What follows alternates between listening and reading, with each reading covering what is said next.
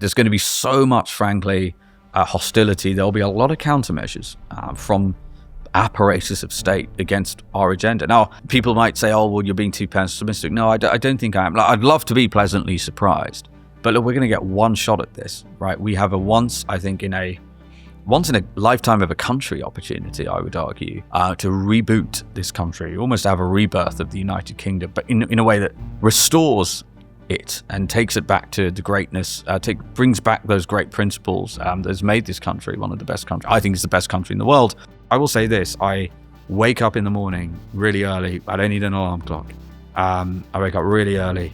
And at least most days, I'm hugely excited about getting on with the task at hand. And that's despite the online abuse you get and, Guardian journalists sending through grenades in your WhatsApps via the press team every other day, because I know why I'm doing it, and having sold my company a couple of years ago, I said I'm in the blessed position of not needing to work for money anymore. And I really believe this will be the most important, impactful work that I'll ever do.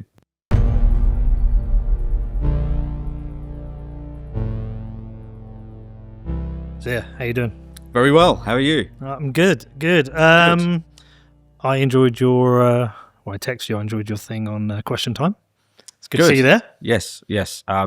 Well, it was the first time I think Zach Polanski was on. Yes. And I think that a lot of people think the Greens are sort of this nice sort of fuzzy party that, are just really into keeping the countryside green and making sure that, we've got a lovely habitat for the wildlife. And that's just not the case. I mean, the man himself has, fair enough, people are entitled to a past before politics, right? But to be running around hypnotizing women in that way, I thought was extremely strange. And secondly, this is a party that literally wants open borders. That's on their website. Yep. Number two, wants to destroy our nuclear deterrent while Vladimir Putin's marauding around in Ukraine, and wants to legalize all drugs, including all methamphetamines, fentanyl, crack cocaine, but also make it illegal to rent out your flat.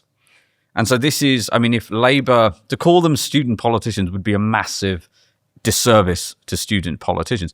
But as we speak, this party is now polling at 16%, according to YouGov today, 1 point behind Labour and 1 point behind the Tories. So that is actually quite scary. Do you think that's a reflection in a similar way to what's happened with Reform, in that Conservative voters are trying to find a new home? You've got Labour voters, especially young people, who are trying to find a new home. Yeah, I tweeted out recently that in some ways what Zach Polanski's doing is quite, I want to use the word refreshing, in the sense that what he's at least doing is saying things that he genuinely believes in, right? And he's saying, look, if you vote for the Greens, these are the things that we will do. And so in some ways, it is better for a democracy to have open the globalism in an open way, rather than the kind of open borders globalism in a covert way that the Tories and Labour have done. Does that make sense? And so yes, in some ways, what Greens are doing to Labour, there is a parallel to what Reform have done to the Tories. It's not a perfect parallel, because Reform has won lots of voters from other parties as well, and a lot of people who were disenfranchised and didn't vote at all. This idea that Reform are where we are because we've just taken Tory voters is not true. Yeah. But it is true that look, the Uni Party's dead. The Uni Party's going extinct. I don't think people understand, particularly in the media, even amongst the sort of the pollsters when you speak to them. Look, you can see this even in the way a lot of pollsters work. So what a lot of pollsters do, and this is why many of them do understate Reform's actual level of support, is if somebody says, I don't know who I'm going to vote for, when they ask them in the poll, they also ask, who did you vote for last time? And they peg you back. There's like a weighting on a lot of those polls that peg you back to whom you voted last time. Now that might work in periods of less volatility, but you can imagine when volatility is like this, where the two old parties between them win 70% of the vote not that long ago, to winning 13% of the votes in Caerphilly. When you have that much volatility, that kind of polling methodology leads to a real understating of insurgent party support. What did you make of Caerphilly? Obviously, there's part of it's a disappointment. Yeah. But wasn't it still 35% growth? Yeah, look, we're here to win elections, and so we're certainly not going to celebrate second place. And it was disappointing not to win, but our candidate Clear Powell fought a great campaign. He's a great candidate. I think he will be in the Senate next May. If you look at what happened, yes. So number one, this is a seat that's just outside Cardiff, right? So it actually has some interesting urban characteristics, as it were. And it wouldn't be sort of one of the top 10 seats for us by any means in Wales. But we obviously did an incredible job. We got 36% of the vote. That is up from 1.7% last time. And credit to Plaid, they won, and they won by a few thousand votes, but they were up by less. I think their vote increased by 18 points versus last time. But, we won almost 3 times as many votes as the Uni Party combined. Almost 3 times as many votes as Labour and the Tories. The Tories down to 2%. They're basically extinct in Wales, as they're going extinct in Scotland and soon in England too. And Labour, remember, this is a seat that Labour had never lost an election in. The seat was created in 1918, the parliamentary seat.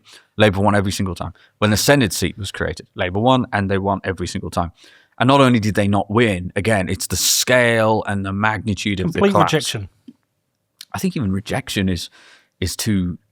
too kind. Yeah, it's too kind. I mean, if you speak to people on the doors. So I spent some time there during the campaign, and it reminded me a lot of what happened in Runcorn and Helsby, another Labour stronghold. Yeah. And I kept hearing on the doors, lifelong Labour voters, or people who voted Labour last time.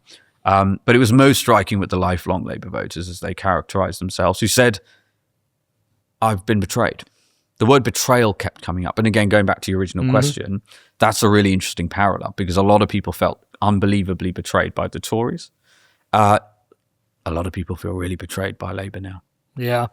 It's a really interesting time. I was chatting to somebody locally where we live in Bedford about politics, and he said to me something that I'd never considered before. He said, the thing with politics, it's not what you say, it's what you think. And a lot of people won't say what they think. Yeah. But when they get to the ballot box, they vote based on what they're thinking. Yes. And it's still in some circles, even if you want to vote for reform, difficult to admit you're going to vote for reform. For some people, it's a quiet conversation. If you work in certain industries in London, you just can't admit, even if you want to vote for reform. When it comes to polling, is it similar? Do people worry about being honest in a poll? There's definitely an element of the, quote, shy reform voter. Now, I think it's much less than it used to be. Yeah. I would say the bigger issue with polls these days is the methodology of the pollsters, and less the responses of the participants in the poll. And look, a really good example of this was on May the 1st, or just a few days prior. So prior to the May the 1st elections, reform was predicted to win about 26, 27% of the vote share. We then got far more than that, well north of 30%. And then all the polls the day after that moved up into line with the result that you've just seen. That is also partly a result of the incentive structure for pollsters. Pollsters are not trying to be the most correct at any point. That's not what they're optimizing for. Remember, they make money by going in. Yeah, someone's got to pay for these polls, right? And usually those people have an agenda. So what they're just trying to do is make sure that they're not ever demonstrably wrong. Right. You know, they're not that gazelle that sort of are left behind from the herd. So they all herd and they all cluster. And if you actually drill down into the methodology inside the spreadsheets, you can kind of see what's happening there. But look, I don't have a problem with it. I mean, that just is what it is. I don't have an issue with us being, quote, understated in the polls. Like, the reality is what matters is what happens at the ballot box. And yes, we were disappointed with Caerphilly, but we had an amazing May the 1st. But also, if you look at the council by-election since then, we've won more of those council by-election seats than anyone else, including the Lib Dems, who are normally masters of the sort of local council elections. And if you look at the polls today, so just this morning, YouGov had one out. Now, YouGov is one that pretty routinely understates reform support. But still, that has us 10 points clear. And that was the one, as I said, there's Greens on 16, Tories 17, Labour 17. Yeah, here we go. Just Connor's bringing it up. So in some ways, it's waiting 4 years. Obviously, you need time to build out the infrastructure of the party, but it's in some ways also frustrating. Like, how do you strategically maintain that for 4 years? Well, it's not frustrating because it's great to be in the position that we are, but it is true. We are still, there's a long way to go before the next general election. That is absolutely true. And you can use whatever analogy you want. 7 points clear at Christmas in the Premier League or running a marathon, whatever analogy you want to use. The key is that I'm not too concerned, because our leader, Nigel, leads by example. He's just somebody who nobody works harder than him in politics. And we're always going to be, the risk would be we go into our shells or you start, behaving in a different way. We're going to continue to take our message to the British people. We are also preparing for government. We had a press conference this morning. Danny Kruger, who came over from the Tories, leads that. And that's not out of arrogance or hubris. It's because, given we've led 100 opinion polls in a row, Nigel's a favourite to be the next Prime Minister. Most MRP polls give Reform a majority now. It would be criminally irresponsible, would it not, if we were not preparing for government in the way, Labour turned up with 14 years in opposition and we're like rabbit in headlights. Well, that's what they do in the US. They have a transition team already in place, ready for if they win. Yeah, but the difference in America is after the elections, there's then a period where the president doesn't change instantly. If you see what I mean? Whereas here, you don't get that. You don't period. get that. You've got to be ready. You got to be ready. And there's going to be so much, frankly, hostility. There'll be a lot of countermeasures from apparatus of state against our agenda. Now, people might say, "Oh, well, you're being too pessimistic." No, I don't think I am. I'd love to be pleasantly surprised. But look, we're going to get one shot at this, right? We have once in a lifetime of a country opportunity, I would argue, to reboot this country, almost have a rebirth of the United Kingdom, but in a way that restores it and takes it back to the greatness, brings back those great principles that has made this country one of the best countries. I think it's the best country in the world. But we're in a very dangerous time in the sense there's a real fork in the road. You know that meme, which way Western I have man? it here. My first thing, we're at crossroads. You said it in your love letter to the UK, your speech at the conference. It's why I came into politics. Yeah. Because I've never seen such a... If I thought this was a period where decline was inevitable, but it's just sort of trying to pump the patient with as much morphine as possible, keep it as comfortable as possible. I have no interest in that. But that's not what I see. I see a path like that meme, which... On the one side, there is this, shining city on the hill. Britain can regain its confidence. It can heal the wounds that currently exist. It can become prosperous and powerful as it once was. Now, that means leaning into our strengths, being proud of our history, being proud of our strengths, investing in those strengths. Right now, we have the opposite of those things, right? We're, condemning the political class, condemn our strengths, talking about reparations and claim that basically the entire history of this country is just one of slavery and oppression. Completely untrue. And also, the risk is if we carry on the glide path this country is currently on, due to the catastrophic mismanagement of the Tories and now Labour, we're not just headed to an outcome that's not that outcome I just laid out. We're heading for a dystopian one. We're heading for one with no economic growth, a zero-sum economic environment with no economic growth, combined with sectarian politics. And any student of history knows that's not like a middling, mediocre outcome. That is terrifying, and it's usually quite violent. And I don't think we should be in any way complacent about that. We already know now there are people who just vote based on ethnicity, vote based on religion. That has already started. Nigel's talked about this for years. We are still at a point where we can arrest that decline. Well, what's the risk there? What are you saying? Well, at the moment, you do have a situation where there are some of these independent MPs who basically campaign based on winning the vote of their, people who share their faith or share their religion. We are consistently being told now that, these parties, or as I said, these independents who probably will form their own party at some point, that is essentially their value proposition, rather than a world where in a democracy you argue it's about arguments and it's about a view on the economy or the best way, how big should the state be, or let's talk about how much immigration we should have. Instead, it's already started now where there are some constituencies where only that sort of a candidate can win. That has already started. And are you as a Muslim saying this is a Muslim issue?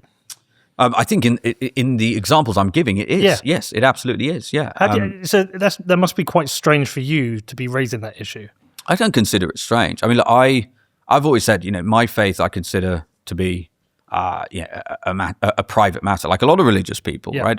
Christians and Jews, a lot of people. But you're worried about the people who don't think like that.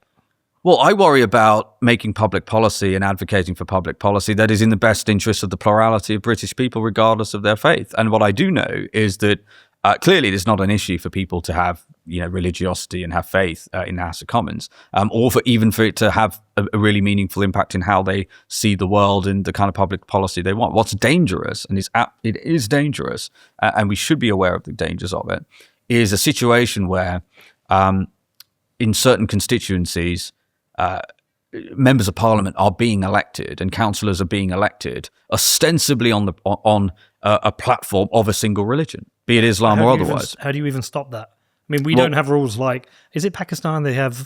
You have to be a Muslim to be president, and they only have 10 seats for minority religions. Something like that. I think so they have controls in their country to stop it. But how do you change that in our country where we are? Well, freedom of religion is a really fundamental tenet of English common law, and it's a really important British value, and that's why these are difficult problems to solve. I think the way that you solve the problem, because the problem is as soon as you start trying to demarcate on the grounds of religion, it's actually very difficult to enforce, right? Number one, and number two, you start to then potentially cut into the bone of what actually makes this country an amazing country in the first place. So my view is the way we resolve this is, number one, getting a handle. I mean, a lot of this has been caused by untrammeled mass immigration on an unfathomable scale, with a lot of people coming from countries which have, let's just be factual, a lower propensity to integrate than certain other countries. That can be characterized as a binary between EU and non-EU migration. That was the real legacy of Boris Johnson. It was not just the throwing open of our borders with the Boris wave and 3.8 million people coming here legally on his watch. It was the fact that we switched from roughly 80-20 EU, non-EU to 80% non-EU coming in. And this stuff does matter. I mean, we have to be able to talk about these things. I mean, if we're talking about having an immigration policy, regardless of the numbers coming here, numbers are important, and they need to be obviously much lower, probably net negative for a period of time now. But it also matters about composition. Like, you have to look, if you're hiring for a business, I'm sure you consider cultural fit, right? When you're thinking about your business. Primarily it's a meritocracy when I hire. I have, when I had my agency in London, we put a woman in the boardroom because it was all men, and we had women working for us. We had late night parties. They're things we weren't thinking about as a company because we weren't thinking from the perspective of a woman. So we did also put a woman in there. Yeah. There has been cultural fit. Yeah, I mean, I think you as a when you run a company without any outside influence, you know what's best for your company. We didn't put a woman in our boardroom for the sake of a woman. Yeah. We put it in because we had women staff. We wanted to know the things that were important for them. Yeah. But I think you have a gut instinct of what's right. Yeah, but I think I put it to you that you are sitting across the table from somebody, whoever the candidate is, and considering whether they're going to cohere with the rest of your team. Yeah. Right. And I think that that's a very reasonable proposition when it comes to immigration policy as well. And so that doesn't mean that you start to discriminate in an inappropriate way, but it is appropriate to be selective. There's so many people who want to come to this great country. That's not something we should take for granted, by the way. That might change if we carry on down the path that we're on, sadly. So we should ask ourselves, why do so many people want to come here? And if there's so many people who want to come, let's make sure that it's the correct number. And as I said, for now, in Reform's view, that probably needs to be not just net zero, but probably net negative for a period of time. But we have to, probably the simplest way of putting this is, let's ensure that the immigration policy is solely optimized for improving the lives of people who are citizens of the United Kingdom and nothing else. The humble bee, a keystone species crucial to the survival of Earth's inhabitants. Here's how things would look if bees vanished. And here's how they'd look if humans vanished. But imagine if instead we became a keystone species by doing things the right way, by taking responsibility for our actions and becoming the solution. Iron mines the world's most responsible currency the right way. Because the future depends on it.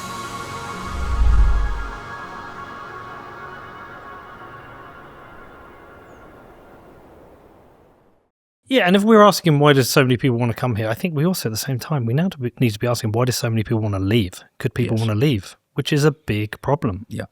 That's exactly right. I mean, I think Britain is losing more millionaires per capita than any other country. And some people want to hand wave that away and say, you see these random left-wing accounts. We don't need them. Yeah. No, we do. Don't shut the door on the way out or whatever. The point is that already, 1% of the income taxpayers in this country, the top 1%, pay around a third of the total income tax pool. That Pareto law expands even more as you get to the 0.1%. So this really does matter. And, you saw this example, Nick Storonsky, the founder of Revolut. Yep, gone to, is it Dubai? Gone to Dubai. Yeah, gone to Dubai. And probably there's a huge liquidity event coming for Revolut, right? That's probably a 70 billion odd event. I don't know exactly what his stake is, but I would imagine that is I'm almost certain that had he been in the UK and paid capital gains tax on that, that would have been a multi-billion pound payday for HMRC. And I don't know him personally, but I do know other people who are in that scenario. And it's not like they're just all going to leave because they want to pay 0%. For a lot of people, there's thresholds, right? Number one, there's sort of, I might pay 20%, but I'm not paying 26, so I'm not risking paying 40, 50%. Totally different. You have to risk adjust that. But there's also, one of the things I hear a lot from people who pay a lot of tax in this country, it's less how much tax they're paying. It's their aversion and utter disdain for the way in which the tax money is spent. I'd say there's more to it than that as well. So there is that. I also think the way people who've worked hard have been successful have been demonized as greedy, mean, selfish, and also their income, their savings, what they're putting by for their children is now an open tab for the government to just dip into whenever they like. I think it's part of that as well. Yes, I think it's that. It's law and order as well. Yeah. A lot of people, I mean, if you have yourself or you have someone close to you who's been a victim of violent crime or had something stolen, that really does impact your sense of safety, obviously. And so people are leaving for that reason too. Now, again, I don't want... The reason I'm in politics is because I do believe there can be a really positive outcome and we can go into a place in this country where, our kids and grandkids and great-grandkids are going to be really excited to live here. There is still time to change all these issues we're talking about, the sectarianism, the law and order issue, the tax issue. But what we need is serious people in the cockpit of the country actually making the most important decisions. That I just said, there's a reason why we have the opposite of that, right? It's not only like we're close. It's not as if we're on our way there. Every problem we've just outlined is not just not improving. It is getting worse in an accelerated pace. Now, we can reverse that by having serious people in making the most important decisions of the land. So the people making the most important decisions in this country right now are Mad Ed Miliband, who might put it to you, you wouldn't hire to change the time on the clock. No. Rachel Reeves, ostensibly her key qualification was being in the complaints department at Halifax. And then, during COVID, we had Matt Hancock as the health secretary. We had Boris Johnson as our prime minister. So again, not only it's an idiocracy, right? It's not only do we not have the best people, the system optimizes for the worst imaginable people making the most important decisions. The decisions around this country's energy policy and tax policy are actually the most important decisions in the country because everything else, funding for the NHS, our view on the police and law and order is downstream from that. And so many of the problems that ail the country, yes, we could get a lot more efficient in the civil service. And yes, we can have much better incentives for the police force so they're actually, preventing crime, real crimes and not policing tweets. You can do all those things. But for most of the problems, if you ask why 3 times, the answer is there's not enough money, right? And there's this view now, and it's one of the reasons the Greens are growing so much. There's this view now that economics is zero sum, that the pie is finite. And if my life isn't improving, and I understand this, don't get me wrong, I really do understand this, why people think this, that if my lot isn't improving in any way, it must be because someone else is taking it from me. And I do have the view that inequality does matter. I'm not one of those people that just says, you should just be totally laissez-faire, and if inequality goes absolutely ballistic, the state should just not intervene. History shows inequality does matter. And if we look at, why do young people feel so disenfranchised right now? Can't buy a house. Can't buy a house. Can't get a job. Do you rent a home? Do you mind me asking? Do you rent? I pay rent on You pay for it his to home. me. Right. Okay. Yeah. So you got a rogue landlord. Yeah. Yeah. Well, for a lot of young people now, buying a house is just so beyond the realms. That's not even what they're just renting a home now is the new buying a home, in the sense that a third of our young adults, I think it's age 19 to 31, are living at home with their parents because they're unable to even afford renting a home. Right. A lot can't even get jobs now. There's a jobs problem at the moment. There's a big jobs problem. And so number one, if you've owned assets since the great financial crisis, you've done incredibly well. Yep. Right. If you haven't owned assets, i.e. most young people, you've not done well at all. And the gap between that own assets and the people who don't has dramatically widened. As much as I think AI has a whole load of wonderful opportunities for our species, I think AI is much more likely to compound that inequality issue. Yep. And be a force multiplier for people who own assets, right? I mean, NVIDIA's market capitalization, that's the company that obviously makes the computer chips, the AI GPUs that power these large language models.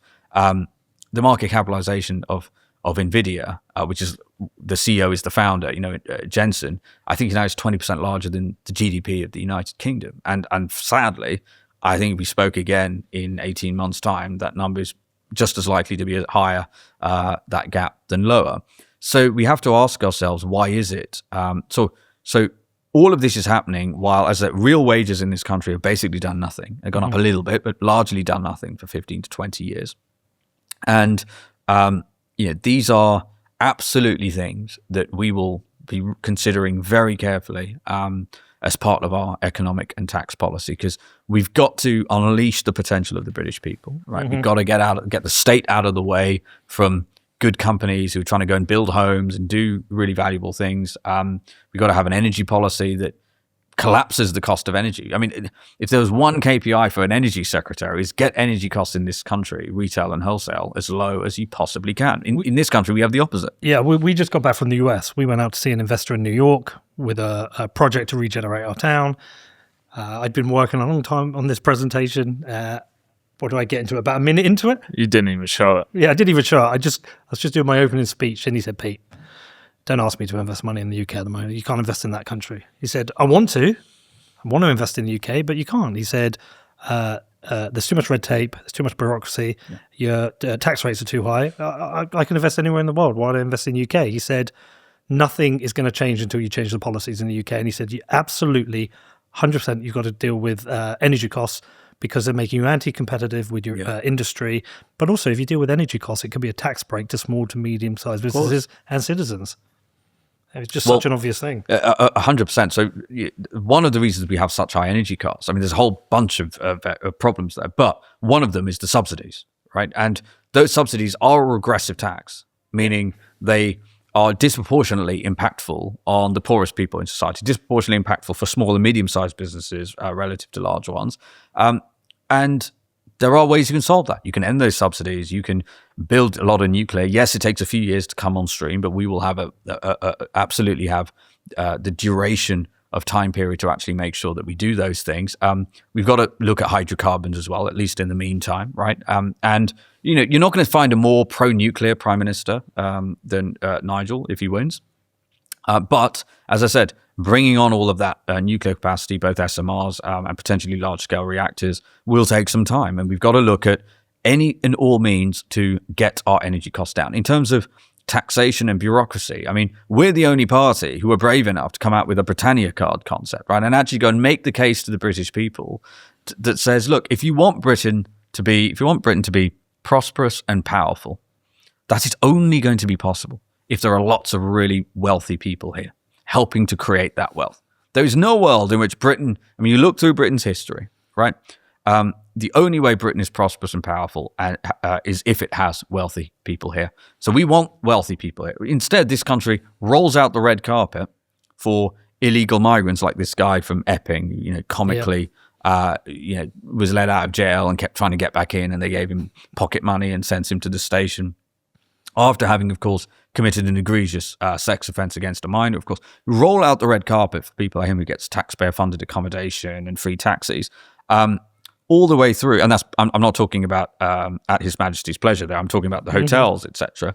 But we make it incredibly difficult and unattractive for people with lots of money. Well, we're scaring them to off. come here. There's a global marketplace now for rich people. Yeah. And I just think that's one of those economic realities that people have to accept. Facts don't care about your But feelings. but you know, we're talking a lot about them as being rich people, and that is an accurate modifier there. But these are fundamentally people who are wealth creators and jobs creators, right? Like there are no well-paid jobs that give employees lots of satisfaction and make them feel good about going home to their families each day without there being really successful companies here doing really well. But right? it isn't just even that. There are fabulously wealthy people who aren't job creators. They're just rich people who just live a rich person's life. And they're being rolled out the red carpet in other countries. They're saying, come here, I don't know, is it Milan where it's like a just £200,000? Yeah, lots of countries have programs. But there's a global Portugal, marketplace now, and it's so easy to move around the world. Why not go and live in Milan or Portugal? And if you want to come back to the UK and you've got a 45-day allowance, just do that. I mean, there is a global market for it now, and there's a reality, and we have to accept that. That idea of, oh, well, we don't need them. We're better off. No, we're not. We're better off with them. No, but we're literally worse off without them. Yes, so, I mean, on any possible metric. And I think you're striking on a very important point. It's not just, but again, I want to stress, taxation is a huge issue, right? And we've already laid out some of our plans on how we address that, and we will address more. But it's not just taxation. I mean, look, I would give a counterexample, and it's not the rule, but it is an interesting counterexample. The richest people in the world generally are in Silicon Valley, California. Not exactly a low tax environment, right? Generally, they're not actually in Monaco or in Singapore or Dubai. Now, I will say, San Francisco has something utterly unique that I don't think we're ever going to be. No one else in the world has been able to emulate. But we have our own strengths too. And I keep saying this, there are actually, and I speak to a lot of them, and I know you speak to a lot of them, there are actually really patriotic people in this country who said, some of whom say Zia, some of whom I think might serve in our cabinet one day, who said, I'm never leaving. I'll go down with the ship in this country. Now, these people might be rarer than we would like, but they're extremely successful. They built, some of these people built some of the most iconic brands in the world as British people. And it's really, really nice to hear that. And as I said, I hope some of these people might actually end up serving in a reform cabinet under Nigel. But those people do exist. And one of the things that there are so many things that do make this country an attractive place to be, that if we just had a government that wasn't actively self-harming, that wasn't actively enacting policies that, as you said, chase these people away. I mean, instead of actually cracking down on crime and stopping people, arresting criminals, identifying and arresting criminals who steal smartphones, Sadiq Khan spends taxpayer money. Have you seen these? The snatch zones? Have you seen the snatch zone paintings? I know. Which is like what you would see at SeaWorld. Do you remember when Shamu was this idea that, well, if you sit here, it's just inevitable that Shamu's going to splash you, if you see what I mean. That, this sense of, if you walk around with your phone in London, you should just expect and accept that somebody may well turn up in a balaclava on a mini bike and steal it. It's normalising decline. I don't like it at all. We've seen it even just in the supermarkets. You want to go and buy a bottle of wine or buy a steak, and there's all these countermeasures in place because of people are stealing. It's like, can we just deal with the root cause? It's actually relatively straightforward to do. You arrest people and you put them in jail. But you see, this is where, again, it comes down to catastrophic mismanagement too. So this country does have a massive shortage of prison places relative to the population size. So during the 14 years of Tory government, they shipped in 6 million net new people, 11 million gross. Now, even if you assume those people who arrived in that time to the country have the same propensity to commit crime, government data suggests that that isn't true. But let's just assume that it is for the sake of this argument. Do you know how many prison places they built in that 14 years? I believe it was a few hundred. 411. Yeah. 411. And you know what? The only reason we know that is because a Tory MP actually asked a question in Parliament, so it's on Hansard. So that sort of backfired them. 411, not 411,000, 411 net new prison places to deal with 6 million net new people. That's insane. They left the country with fewer hospital beds. You can draw a straight line between that statistic and why people feel so unsafe and why people are worried about getting seriously ill. Now, it is also true that probably too many of the prison places that we have are being used up for people doing tweet crimes rather than stabbings. For example, there was a man who was released from jail early because of prison overcrowding. This prison issue. who was an accessory who'd been convicted of accessory to murder with a machete. And it's like, well, how does that make sense relative to all of the people that I'm sure we can name right now who are in jail because of something they tweeted out, where there's no evidence actually that anything that they would have written that might have been, quote, insightful actually incited anything from happening. So again, two things can be true at the same time. But if we're serious about solving this problem, then we do have to go and build prison places very quickly. We do have to then change the incentives for police officers so that the way you get promoted is not by arresting people for tweets. And to your point, end this idea of normalization of decline. That's a brilliant phrase. And I think it captures, I think, this moment in time in Britain. I want to talk to you about one of my sponsors, Incogni. And that means we're going to talk about the weird world of spam. And I don't just mean those spam emails that you get day after day from companies you've never heard of and companies you've never signed up to. I'm also talking about those spam phone calls you get from those people who seem to know a little bit too much about you, trying to get your bank details. It's all a bit creepy, right? Now, this all comes from the world of data brokerage. There are companies out there collecting your data, building profiles, and sending that data to anyone who wants it, which is why when one of those scammers phones you up, they seem to know everything about you. Now, I've tried myself to get off these lists, try to get off the phone list, try to get off the email list. I unsubscribe from every one of these emails that comes in, but this game of whack-a-mole, it just never ends. And so this is where Incogni comes in. They do all the hard work for you. They reach out to these companies and they will get you legally removed from these lists. And I know because the last time they sponsored my show, I signed up and I didn't take the free option that they offered me. I wanted to pay for it.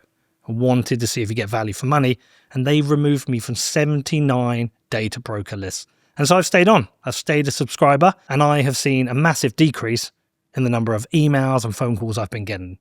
So it's a great service. I recommend you check it out. If you're sick of this like I was, please head over to incogni.com/Peter and sign up. If you use the code Peter, you will get a lovely 60% discount. So that's incogni.com/Peter. So on this podcast, you are definitely hearing me talk about Bitcoin a lot. Well, why? We live in a really strange time with governments driving inflation with their reckless spending and endless money printing. There is a way out of this. There is a way to protect your money, and that is by stacking Bitcoin. I've made loads of shows about Bitcoin. You can go and research this. You can go and read the books. But the truth is, it is the hardest money ever created. If you are interested in protecting your financial future, it's time for you to get on the Bitcoin train. I've been stacking Bitcoin personally and through my businesses since 2017. It's protected me, it's secured my family's future, and it also strengthens all of my businesses. So if you want to start stacking Bitcoin, where do you do it? Well, for me, it's with Gemini. They're a fully licensed, full reserve exchange and custodian, so they give you a secure way for you to buy and own your Bitcoin. There's no risks and no funny business. So if you're serious about stacking Bitcoin the right way, head over to Gemini.com, which is GEMINI.com. So there's a lot to do. You talked earlier about how people like my son and various young people can't afford to get on the housing ladder, maybe can't even afford to rent. And we've over the last, I don't know how many decades, we've had this mechanism of transferring wealth from the poorest to the richest through deficit spending, printing money, etc. I don't know how much they're borrowing this year, but let's say there's a difference of about 150 billion between what we bring in and what we spend. Is reform's goal to bring us back to so we don't deficit spend? Yes, it is. Which would be great. But then on top of that, you probably want some tax incentives for companies to bring their business here. Ireland has done a great job. You probably want other tax incentives. So you probably need to cut even more than 150 billion. Like how tough a job is that? It's a very difficult job. We've already started a huge amount of work, actually. Got multiple work streams trying to forensically go through government budgets. For example, the Quangos. Yep. Yeah, hundreds of billions of pounds. Basically a black box. The Taxpayers Alliance publishes something and it's good work, but it's just extremely difficult to actually get at where this money goes. And a lot of this is the legacy of Tony Blair. And part of his, in my view, evil genius, but perhaps genius nonetheless, in terms of doing this stuff, was he interweaved an enormous amount of waste and things that we would want to cut with things that are actually really important. And so you've got to be careful we don't throw the baby out with the bathwater, to use the phrase. So what we're focused on is doing that work, doing the hard yards to understand where this money is going. and then finding really significant cuts in public spending that are not going to meaningfully impact people's lives in a negative way. We think there is enough waste in this country in terms of taxpayer money being wasted that is possible. Do you have an estimate? If you would ask me, I think we can get, I would like us to get to, you know what, I'm not going to give you a number right now, only because it would be too speculative, right? And people will hold you to it. It's actually less that. It's just that the work streams are underway. And I will come on your show. Yeah. We'll talk about it as we get more visibility on it. The risk is if I give a number, then that you start to optimize for that number rather than actually doing the work in what I want them to do right now, which is quite a dispassionate way. Let's see where that comes out. But it will be significant. And as I said, I mean, look, a lot of this would be, so for example, net zero, where well north of £10 billion a year is directly inside government budgets. Now, one of the reasons that number is artificially low is because a lot of the money comes from fuel bill, so they don't count that because it's effectively taxation because you have no choice about whether you pay it or not. But it doesn't count as government spending per se, so they really understate the true cost of net zero. And that's just on the kind of direct cost side. That doesn't include anything for the opportunity cost of having low energy costs and what that would have in terms of impact on GDP and tax revenues for the exchequer and everyone living better lives. So I think we'll find, for sure, it'll be tens and tens of billions of pounds. You know, whether it's north of 100 billion, let's see. Then what we need to do is work out a way of which tax cuts are going to be most multiplicative to economic growth, right? Because yes, we want to start paying down the debt, but you know, it's if your economy basically isn't growing, and I know we eke out like 0.X% growth, but if your economy isn't growing, then you're never going to be able to pay down that debt.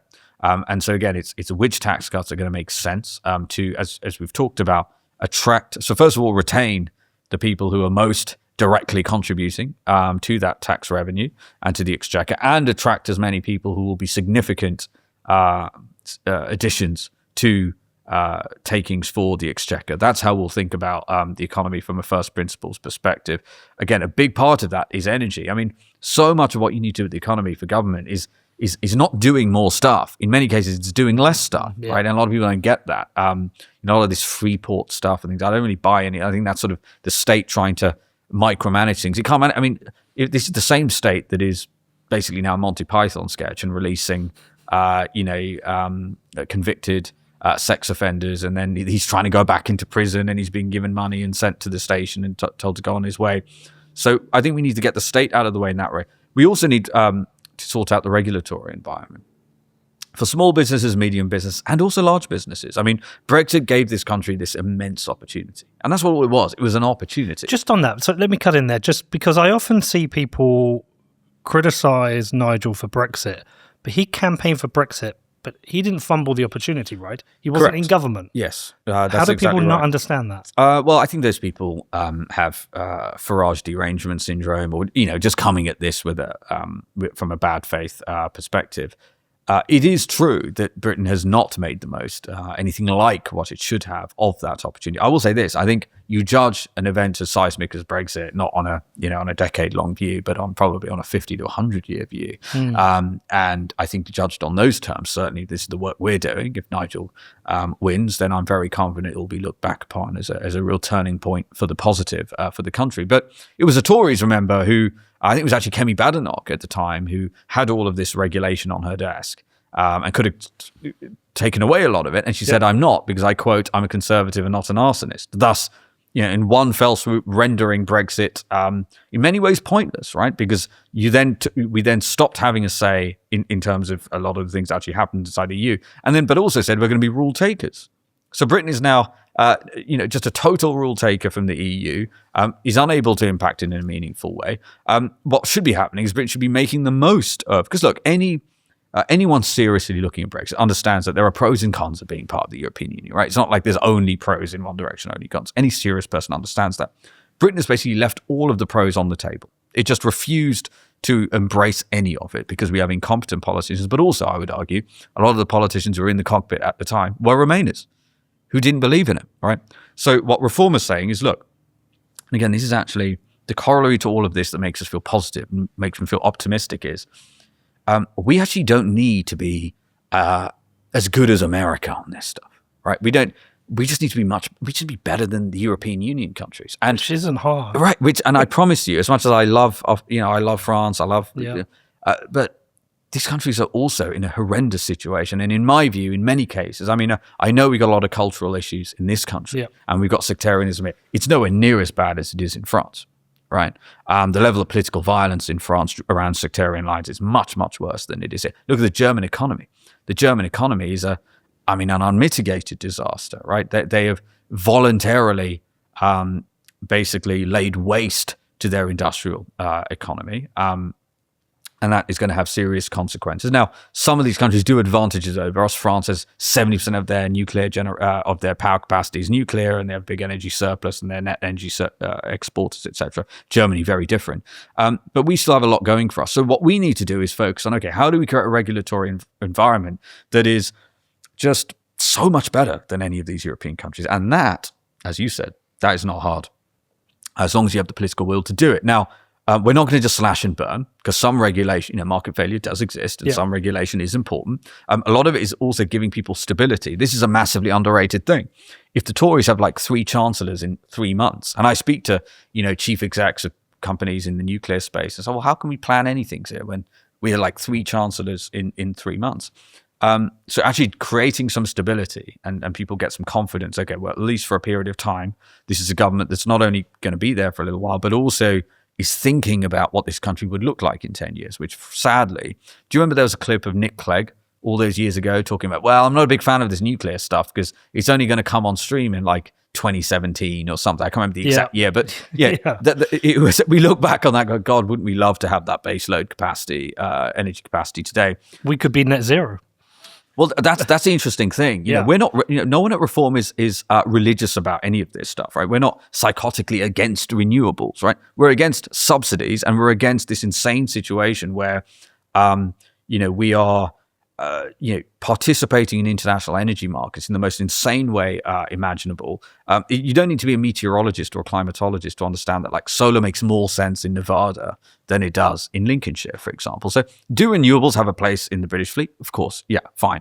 But actually, we need a lot more nuclear. We need a lot more baseload. We need to be, so another chart you might be able to bring up is per capita energy capacity. Per capita energy production by country. And you see the UK just sort of trending down, and Germany trending down even more, America sort of trending upward, and then China just absolutely vertical, right? And what does powerful country mean? If you sort of start to tee up like what you would think of as powerful countries, it broadly translates to power generation per capita. They match up reasonably well.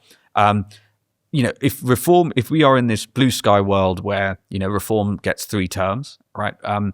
I think the UK will have virtually no carbon emissions by then. I really do, because we'll have so much nuclear capacity coming on stream. There's a lot of innovation coming in that space as well.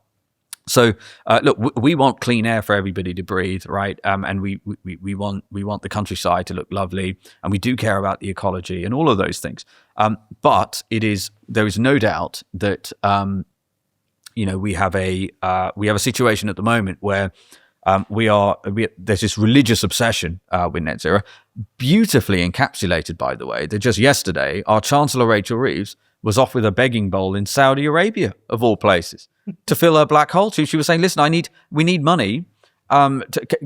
Please come and invest in the UK, Saudi Arabia. And I tweeted out, well, wait till she hears about their net zero policies. They like the odd hydrocarbon in Saudi Arabia. So that's the craziness of this situation. And look, I think I'm really optimistic that we can get a lot of nuclear going very quickly. We will work with companies like Rolls-Royce on SMR technology. We'll need to sort the grid out as well and deliver that competently. I think we've got to look at things like fracking as well. I mean, it's any and all means to collapse the price of energy as quickly as possible. So you mentioned that if you had 3 terms, so 15, I mean, very hypothetical. Yeah, hypothetically, there, but it's a fair point. Turning around a tanker, it's 15 years. But that does mean you need a very good first term. And there's going to be a lot of opposition to what you're doing, ideological, from different parties, from different media sources.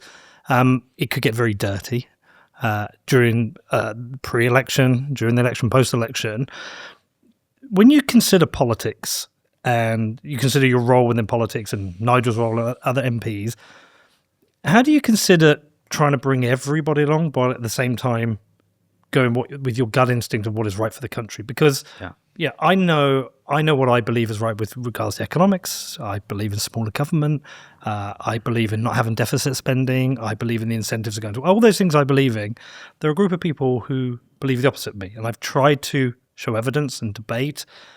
I've tried to bring them along, and I just can't do it. There's certain people I know very well. I just cannot bring them alongside. So, do you just need to win the argument with the right, the centre ground, and convince those who are maybe non-voters, last election didn't vote, to go and vote? Or is there still an effort to try and bring along those?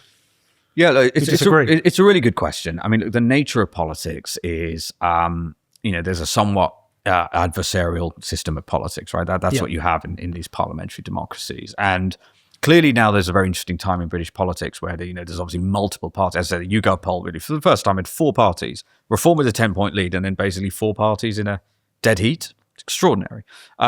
Now, I think it's both things. So number one, there are always going to be people who are never going to agree with us, right? Maybe to the left of us, maybe to the right of us on social issues or economic issues or whatever. There are some people who will say there should be no borders at all here. Yeah, borders are immoral. Why should we have nuclear weapons? We should lead by example and destroy our nuclear weaponry. Yeah? Those people are going to exist. And some of those people are now voting, saying that they would vote for the Green Party. I'm pessimistic that we are going to be able to reach such people. But I'm optimistic because they don't represent, there's just not that many people who actually think we should destroy our nuclear deterrent or legalize all drugs and make landlords illegal, for example. Now, that being said, it is important and incumbent on us to try to make the case to as many people as possible. I sincerely believe that logic is on our side. And that means that the preponderance of evidence is on our side too. So when we say things like, for example, right, let's give you an example of the quote employment rights bill, Orwellian name, or we like to call it the unemployment rights bill, right?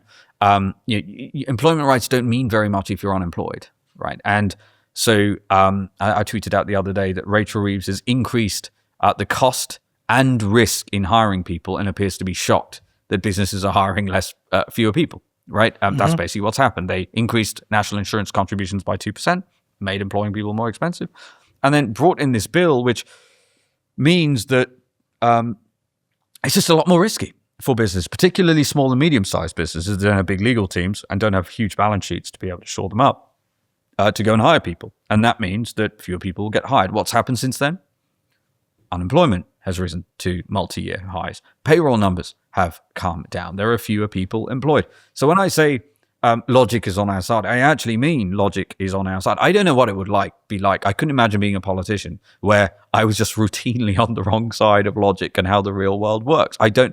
If you want evidence, if you want to ask somebody how that feels, you go and speak to Rachel Reeves, right? Because me and you and most people watching this show probably could have told her what was going to happen if you do these things. Well, we're about to pull out of a business we're about to launch because all the incentives of an investor, of a business owner have been taken away and all the risk has been put onto us. Yeah.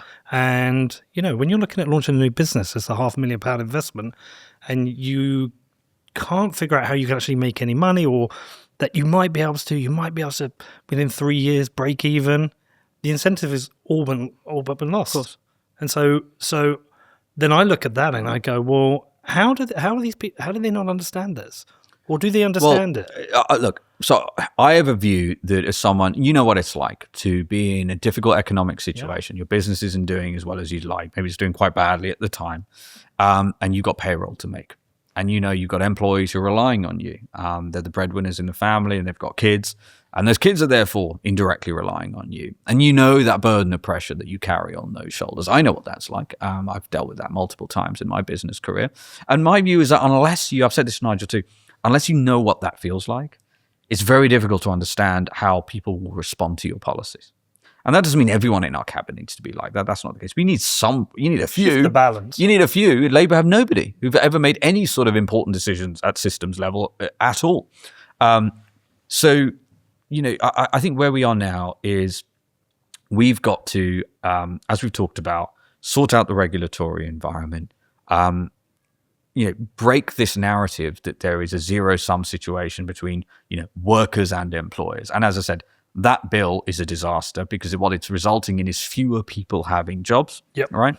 Same with minimum wage once it gets beyond a certain. But we all understand this. Well, I mean, we're not far away from. I genuinely.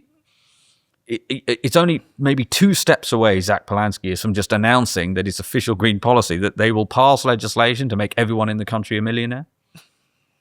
I mean, I don't know how much further we go. Honestly, like it's that level of sort of childlike naivety and lack of understanding. So, but I do want to preface what I'm saying again. I want to underscore, like, inequality does matter, right? And but first of all, we got to focus on growing the pie, and that's the vision we have at Reform for Britain, and that's what Nigel will work really hard to deliver, which is.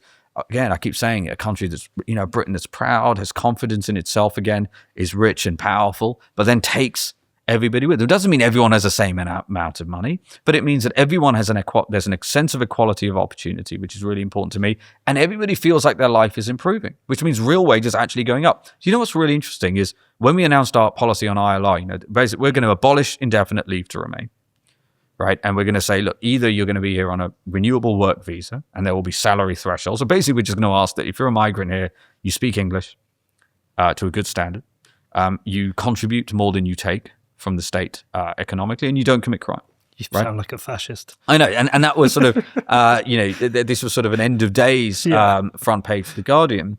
But what was interesting is a lot of the pushback we got was from business saying, Zia, that's going to cause wages to go up for British workers. Good. Yeah, it's a good thing. Now, look, I know what inflation is, and I understand inflation is not a good thing. But the flip side of that is there was an interview with Boris Johnson recently, someone who I'm not exactly the biggest fan of. I think he's the worst prime minister the country's ever had because of the betrayal in particular. But he said, when he was confronted with the Boris wave thing, he said, well, we didn't know how many were coming at the time, and I was told that wages were going up, so we just had to open the borders. I'm paraphrasing. But again, this idea that the Treasury has, that British workers earning more money is this horrendous and horrific thing. No, it's actually, broadly speaking, you want real wages to be going up. Now, the key issue are the price of goods and services going up commensurately or more importantly than that. And that's the thing that we got to look at. Now, what is the number one cause of prices going up? It's money printing. Money printing. And that's not an argument most people hear, partly because it's quite arcane and abstract. But how do you stop the money printing? By not having to run constant deficits all of the time. And this idea of sort of living within your means sounds really boring, but it's actually the key to, we all have to do it in life. If you run a business or run a home, you have to live within your means. Yeah, and look, there is this new thing, this modern monetary theory thing, all nonsense. Yeah, it has been proven to be nonsense. There's a sort of a period where people thought it was real. Stephanie Kelton, do you know her? Yeah. It's all nonsense. But again, we talk about there are people who believe that. Now, you had Andy Burnham, this guy who popped up, the man of the people guy who doesn't know what a woman is or any of these things.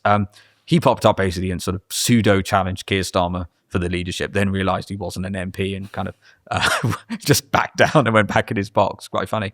But what was interesting is he made some comments about how Britain has got to stop being enthralled to the bond markets. Do you remember that? And actually, I do. If you look at the movement in the credit markets, Britain's bonds, our gilts actually moved on his comments because he was seen as a potential successor, obviously, to Keir Starmer. He's certainly an analogue for whatever comes after Starmer, right? Whatever comes after Starmer will not be more rational. It will be less rational, something like that. Yep. And here's the funny thing. The bond markets are not these abominable old men in pinstripe suits with a top hat smoking cigars, cackling in laughter as they make Britain poor. It's just people who lend money to Britain. It's very people rational from whom decision making. Yeah, that's it. And so the way you stop being, quote, enthralled to bond markets is by not needing to constantly go to bond markets to borrow new money. It's as simple as that. It is as simple as that. So that's why it's got to be a focus for us to find the savings that we need. The vast majority, I think we can find a lot of savings. We're already finding them. Ones that, some of them are not only going to not be negatively impactful, some of them will improve people's lives. Scrapping DEI, scrapping the net zero stuff. That's going to improve a lot of people's lives in this country. But there are going to be some difficult choices that we have to make, at least in the short term, in the short run, to give ourselves the space, as I said, and that was the issue with the Liz Truss situation, and I do have sympathy for the idea. It's clear the Bank of England did all sorts of stuff there that was underhand and totally unfair. I will say this too: it wasn't the Bank of England who removed Liz Truss; it was her colleagues in the Conservative Party that made a position untenable. So I will make that point too. It was the structure of the Conservative Party more than anything else, which is why our view is that party is why it's gone extinct and needed to.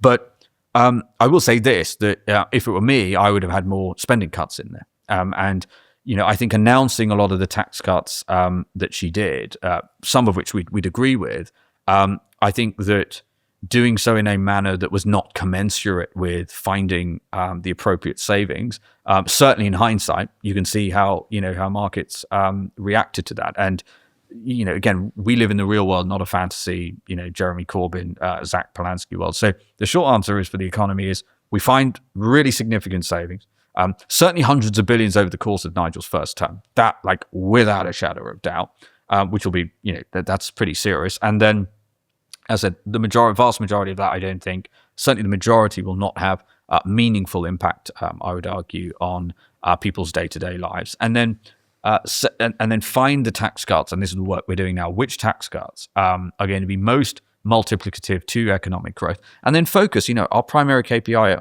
economically is not GDP, it's GDP per capita. Per capita, yeah, of course. Right? Because if you're growing the economy slightly slower than the rate at which you're growing, nobody gets sat down. If you get sat down by your boss at work and they say, good news and bad news. The bad news is your pay is staying the same, but the good news is payroll for the company has gone up 5%. That's not good news to you. It's just irrelevant, right? And actually, it's worse than that, because in a country, obviously, there's only so many hospital beds, there's only so many GPs, there's only so many police officers and firefighters, and you get the point. There's only so many roads, and so we're going to focus on GDP per capita. We've got to, as I said, lean into our strengths, and of which there are many. Financial services. I think we can be world leaders in new age manufacturing. I think we can be leaders in biotechnology, in artificial intelligence. That might sound far-fetched, given we have virtually no compute capacity. We just don't have data centers relative to other countries. But it's been proven those can be built pretty quickly. And those NVIDIA GPUs do actually kind of depreciate quite quickly. There are new ones coming out all of the time. So with one of the things that's most exciting about the policy work we're doing at the moment is actually the work we're doing on building. How do we make a country which builds at a speed much more like it did when Isambard Kingdom Brunel was blazing a trail for the world, right?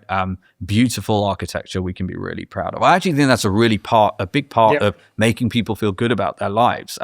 Yes, wages and salaries and things matter, but their day-to-day life matters. And, a really interesting conversation we've been having recently is about high streets.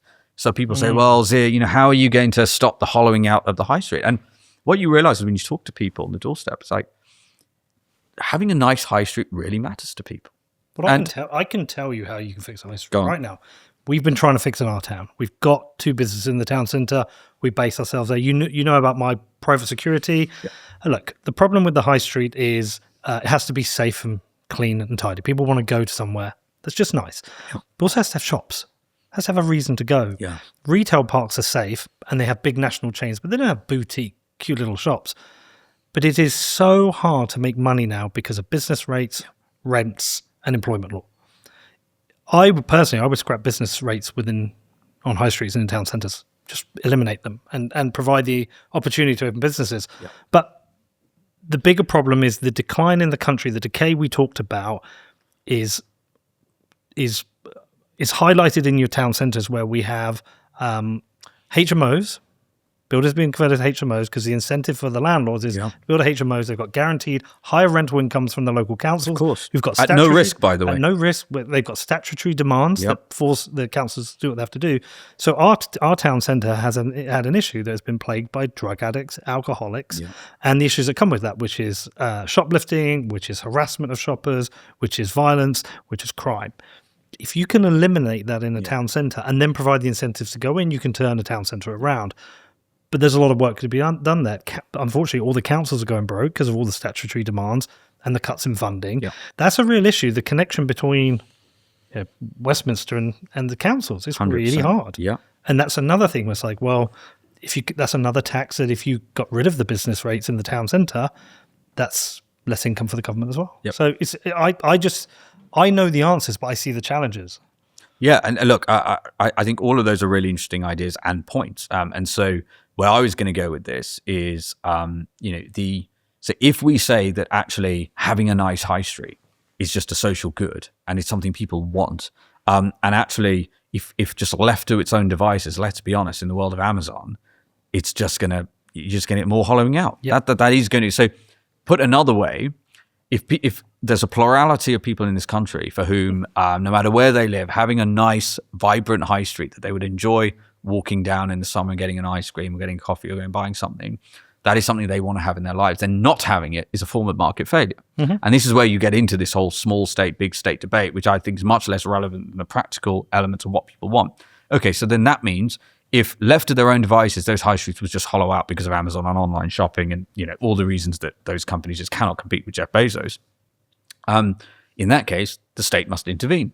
How can it intervene? As you said, by eliminating or at least cutting significantly business rates, or maybe for small business, or however you want to think about it. Now, then you think, okay, well, that's going to cost money. Okay, it'll cost money. So how do you generate enough savings to do that? And this is the point. There's going to be a balance, right, between finding savings in things that don't add value to people's lives in that way, and then investing in things that people value. Now, you also touched on a really critical point too, which taps into the work we're doing with Danny Kruger at the moment around preparation for government and like re-architecting the state. Because as you've just pointed out, business rates and things, it's like so many of these systems are so dysfunctional and broken, and the incentives are totally wrong. So if you go and speak to councillors and officers in the council, all they're trying to do is ruthlessly cut things, including things people really value. Like they're basically choosing which park to cut, to close, and which library to close, to fund adult social care, which they have no control over the parameters of, who gets it and who doesn't. So there's a massive, we know for a fact, whether you're left wing, right wing, whatever your views are on these things, whether more people should get taxis to school or fewer, there's a massive democratic deficit here because people vote for councillors thinking they're involved in potholes and they're going to fix those and they're going to sort out the parks. And actually, the vast majority of council budgets are social care and statutory mandatory things from the government, of which the councillors have absolutely no ability to change. So we're already working on plans to fix that democratic deficit, right? So that whoever is the person at a department making the decision about who gets free taxis to school at the taxpayer's expense is also accountable for the budget from which that comes, and that is just not the case at the moment. So more autonomy for the councils. Well, so we're doing work at the moment. I'm not going to tell you what the prescription is going to be. I think what we're going to need to do is, what I will say for sure is, as I said, we're going to close that deficit, right? So if it cannot be the current situation is insane, where people at local level have the vast majority of their budget they have absolutely no control over, and it's spiraling totally out of control. I mean, if you look at the population of SEND children, for example, in one of our councils, that's compounding at almost 15% a year from a big base, and every single one of those is a liability in the thousands of pounds for the taxpayer. Now, let me be clear. There are SEND kids in this country. They absolutely should get help from the state, and that's really, really important. But the speed at which diagnoses are rocketing, I say this again, if everybody needs help from the state and says they need help from the state, then in the end, nobody gets any help from the state. There's actually no bigger loser from that situation than the people who truly need the help. So that's the work that we're doing at the moment. I'm not saying we have all of the answers yet, but I want to give you a sense, and people watching this program, to get a sense of how first principles we are in terms of look, again, I don't think any other party, if we achieve our goal of going from like 5 MPs, hopefully to close to 400 MPs in one go, I don't think any party will ever have had, nor will ever have, an opportunity to sort these problems out in the way that we have an opportunity to, which is why we started all this work already. It's very important that you don't lose this, okay? This is your inheritance through Bitcoin. Let Bitcoin rip. Don't rip up your Bitcoin. Set up inheritance with Casa.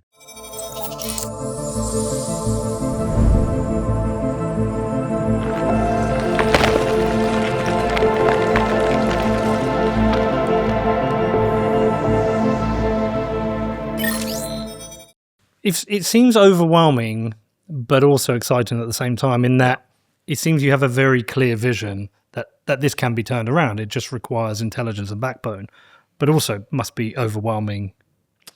It is so. It is definitely the case that as you peel back the onion, there's just ever more sort of problems that emerge. But I think it was Steve Jobs, and I'm paraphrasing here, where he talked about so much of solving a problem is being able to really clearly define what that problem is. And I don't think that's really been done very much in British politics, because there's a lot of learned helplessness. And I get that, by the way, because no matter what party you are, if you're sitting there as a councillor and you're part-time, and so you ask, like, who runs councils? Well, if the CEO earns £230,000 a year and the council leader earns, a fifth of that, you ask yourself who's running the council, right? And then you ask, again, what people's incentives are and the gold-plated pensions that exist. And so there's not really any incentive for anyone to sort of say, well, let's actually look at this at first principles. But moreover, even if there was, no one at council level has any power to do it. And then to do it at parliamentary level requires a lot of political capital, and basically requires a big majority of people who actually want to do those things. And then you've also got to risk adjust for the fact that let's say we were to do all of those things, Peter, if you're not simultaneously then making those changes that we just talked about, so that councils are empowered with enough autonomy to make the decisions in line with what their local voters want. If their local voters want a lovely high street, they can start to optimize for that. As you've just pointed out, at the moment, again, regardless of the political party, this isn't actually a partisan point. No council in this country can do the things that we're talking about. They're all broke. But broke because broke in a manner in which they are unable to fix structurally. Before I close out, is there anything you want to ask on? You're a younger voter. My only question is that when people think of reform, or especially me, I see Zia Yusuf as quite a key player. And ever since you stepped down as chairman, I think your role seems a little bit obscure. What is the future? Is it planning for a seat in the next election, or are you just Batman in the shadows who is doing all the work but has no title? Hey, you trying to take my job? Comes in with the big question. Well, look, the party's in a very different position from when I took over as chairman. So when I took over as chairman, there basically was no real organisation. There were no branches. It basically lacked anything that would be a characteristic of a political party. Since I've come back, I'm now on the board of the party. I've obviously now I'm head of policy, and and all the work Danny's doing, I'm obviously working with him very closely as well in terms of preparation for government. So it is true that probably still, and this was the same when I was chairman, the majority of the stuff I do for the party is is not in the public eye. That is true. Even before we started filming, working on some detail on policy and stuff, and some things that we're going to announce. I take as much satisfaction as in that, though, maybe even more than I do in the public from the public-facing stuff, because that is the stuff. I mean, that's why I came into politics. I didn't come into politics because I like to perform for the camera. I'm quite an introverted person. I came into politics because I love the country. I want people like yourselves to have the same opportunity set that I had as a young person, and I see that going the wrong way. And one of the big problems you've had in politics, I would say, because of the incentive structures, we talked about this last time, is the incentive structure in politics in this country is everyone's just optimizing for their own power and on like a 72-hour time frame. Meaning I've seen people in politics that incredibly sort of diminish their own power on like a 7-day view in order to increase it on a 24-hour view. Everyone's just trying to win the next news cycle. And that's why there's a total lack of seriousness inside the Commons at the moment. So again, we have this unique opportunity to go and do some incredible things for the country. That's the work that we're doing. In terms of a seat, I would like to be, I'm on the record saying, I'm happy to say it, I really would like to be an MP. I think as much as I disdain most MPs that are currently there, I think that you can have more impact as a member of parliament. But we've just got so much work to do, and I just want to help basically in any way I can. Is it hard? Is it rough? It's really difficult, but I just find that I've always wanted to do difficult things. Yeah. I mean, why would you not? I mean, I studied at the LSE. I didn't come from money. I worked at a couple of investment banks, and I left my job at quite a prestigious investment bank, and started a company from scratch, which probabilistically did not have much chance of succeeding. Most people at a bank were telling me, Zia, you're insane. You're making a really bad decision. It was the hard thing. It was the risky thing. I did it. It was exactly the same coming into politics. Remember, this was just before the general election. Reform had no MPs. And when I took over as chairman, turned it really into full-time. Reform had 5 MPs. We were at 14% support levels, right? So it was still a very risky thing to do. And it's kind of a one-way street, right? Going into the front line in politics. So you know what you're doing. But, look at where we are today. We have this obviously a long way to go, but we have this unbelievable opportunity. I will say this. I wake up in the morning really early. I don't need an alarm clock. I wake up really early. And at least most days, I'm hugely excited about getting on with the task at hand. And that's despite the online abuse you get and, Guardian journalists sending through, grenades in your WhatsApps via the press team every other day, because I know why I'm doing it, and having sold my company a couple of years ago, as I said, I'm in the blessed position of not needing to work for money anymore. And I really believe this will be the most important, impactful work that I'll ever do. Okay, last thing. At some point, I want to get deep into policy with you. I've got pages here with stuff we didn't cover. How's it going to work? Will it be drip feed up until a certain period before the election, or is there a period in time where we'll have a clear picture of the things that reform will be doing? So a bit of both, in the sense that, if you talk about policy, you're talking about everything from Ministry of Defence procurement through to housing, through to health, through to tax, through to regulation and finance. So it is in that sense, it is daunting, right? And you've got to create something that's holistic and cohesive. So we will announce things. Tomorrow we're going to be announcing some things on some savings that we found to reduce public spending. So we will announce things like that, like our Britannia card policy, our Operation Restoring Justice mass deportations policy, or the ILR abolition policy. You will get more things like that. But then we will then have our manifesto ahead of the general election. So I wouldn't expect us to throw the manifesto out there too early, not least because it's a moving target. Sadly, you're trying to prescribe the solution to problems which are deteriorating at an accelerating pace under Labour. All right, well, we'll keep these conversations going. I think we could have gone for hours, but keep doing what you're doing. Very interested to see the reform policy agenda, and good luck to you. Thank you. And thank you to everyone for listening.